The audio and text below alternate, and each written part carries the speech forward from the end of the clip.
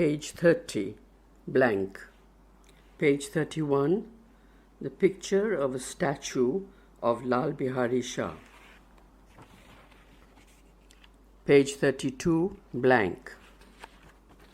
Page 33, Chapter 3, Lal Bihari Shah, His Vision of Education for the Blind. Lal Bihari Shah was born in an Indian family converted to Christianity. He received formal education for almost 20 years but could not earn a degree. He worked in a number of institutions for earning his livelihood. Though he suffered hardships, he contributed to the upliftment of a very backward segment of society in those days. Lal Bihari's father, Kala Chand Shah, lived in a place called Huda Lakshmi in the district of Nodia in West Bengal. After the death of his first wife, he married Taramani, who gave birth to two sons, Bipin Bihari and Lal Bihari. The economic condition of the Shahs was very poor. Para.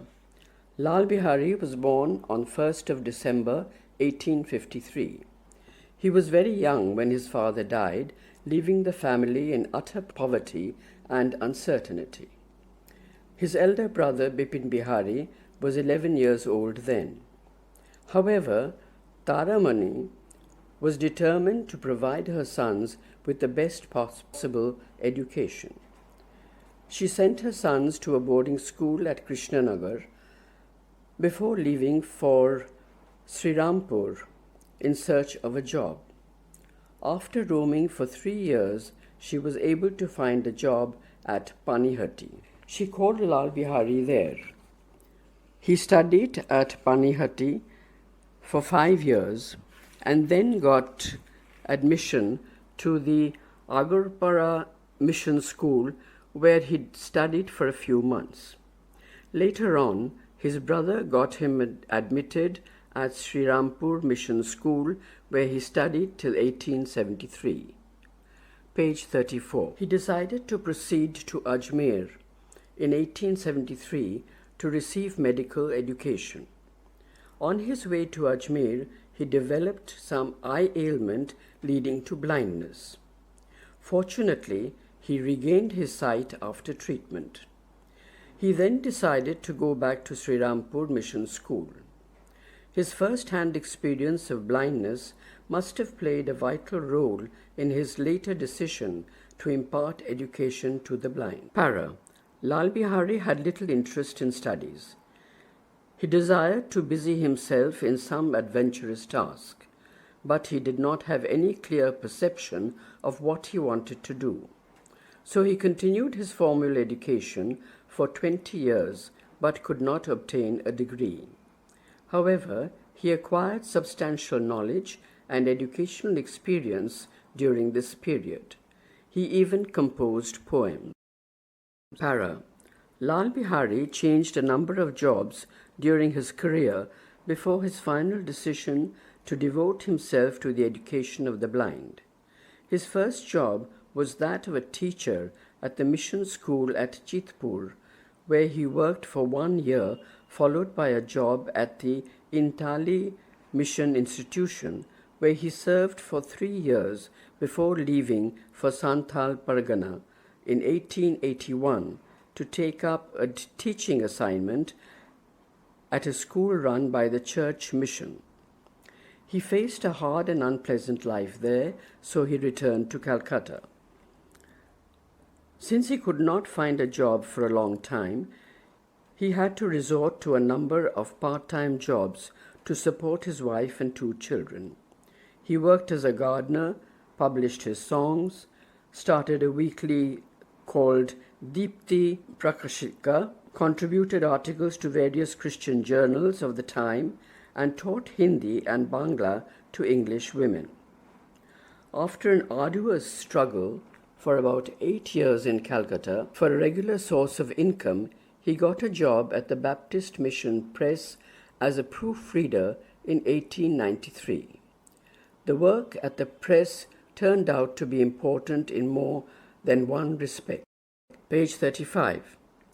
While working at the press, he became friendly with Hemchandra Nag, personal assistant to the superintendent of the press. Impressed by Lal Bihari's hard work, he wanted to provide him with some additional source of income in view of his poor economic condition. A missionary called Garthwaite used to visit the press in connection with the publication of his book. He knew the Braille script and was trying to adapt it to Indian languages. Para. He picked up a few persons from the press to teaching them the Braille script, but they showed no keenness to learn. Hemchandra seized this opportunity and introduced Lal Bihari to Garthwaite, who invited him to his hotel for a trial. Para. Lal Bihari was at a loss to understand the script in the beginning, but with patience and determination he was able to grasp it fully. Para. Garthwaite remarked, open inverted commas, "Now I see I have found in you a man who will be able to learn the art." Close inverted commas. Lal Bihari continued to practice the new art with zeal and devotion. It convinced Garthwaite about his dedication to the master the science of reading and writing the Braille's script. He therefore offered him economic incentive to further strengthen his resolve to learn Braille. After a few months, he thought it fit to institutionalize an arrangement capable of initiating concerted efforts for some kind of education for the sightless. Therefore, he motivated the local Christian missionaries to form a small committee for this purpose. He succeeded in forming a committee. Page 36. It interviewed Lal Bihari and found him suitable for a job. He was offered rupees 100 per month as a salary and 20 rupees per month as house rent allowance if he agreed to work full-time for the committee. He readily accepted the offer. Para. But bad luck intervened again. Calcutta witnessed an epidemic of spring fever towards the end of 1894. It claimed the life of Lal Bihari's wife, and doctors advised him not to go out of his house because of the serious nature of the epidemic. Consequently, he was confined to his house for a period of 3 months. Garthwaite, his chief benefactor, left Calcutta soon after he came to know about the raging epidemic. As soon as Lal Bihari was allowed to venture out of his house, he met the secretary of the aforementioned committee, named MacDonald. He told him that he had to take the help of new people since Lal Bihari was confined to his house. He, however, offered the same job to him, but on the conditions of working from 10 a.m. to 5 p.m. on a salary of 25 rupees per month only. Lal Bihari, however, insisted on the previously agreed deal, which was not acceptable to MacDonald. So he refused to work for the committee and went back to his proofreading job at the press. But he was keen to find some opportunity to producing Braille books and starting a school for the blind. As mentioned before, Lal Bihari taught for some time Hindi and Bangla to European ladies.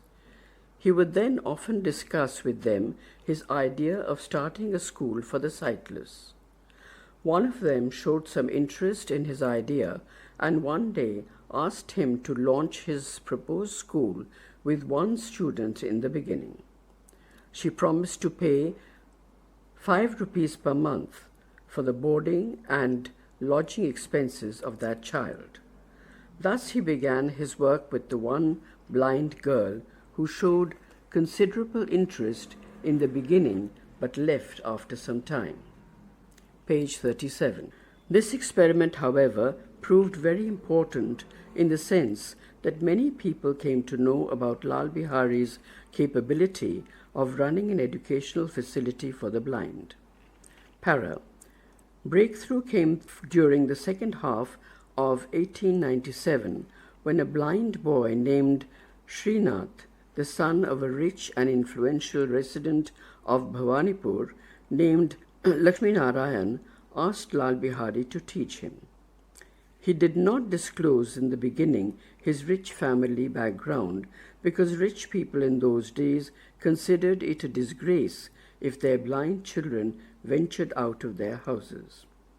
The concept of education for blind children in liberal tradition was yet to take roots in our country.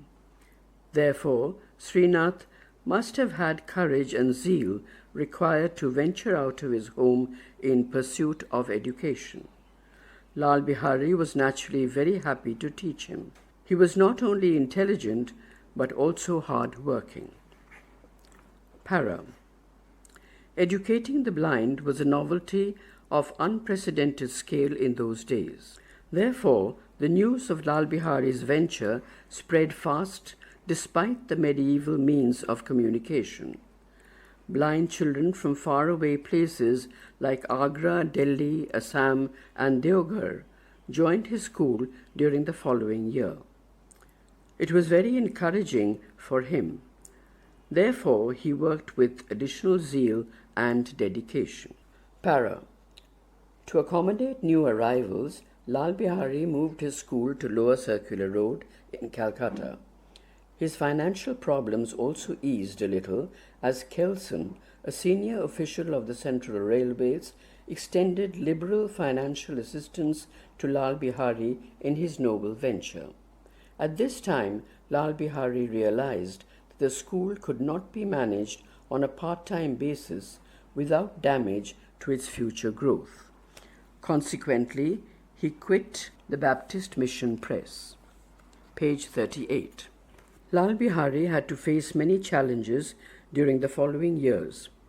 The first and foremost was, of course, to raise sufficient funds on a perennial basis to meet the growing requirements of the school. He therefore approached Kalicharan Bandyopadhyay, an influential leader of the Bengal Christian Conference, for financial help. But his response was not encouraging. Lal Bihari sought another interview with Kalicharan after some months. This time, he met him along with some blind students of his school. Their performance influenced Kalicharan to take a different view this time. He asked Lal Bihari to convene a public meeting and promised to address the gathering on behalf of the school. Para.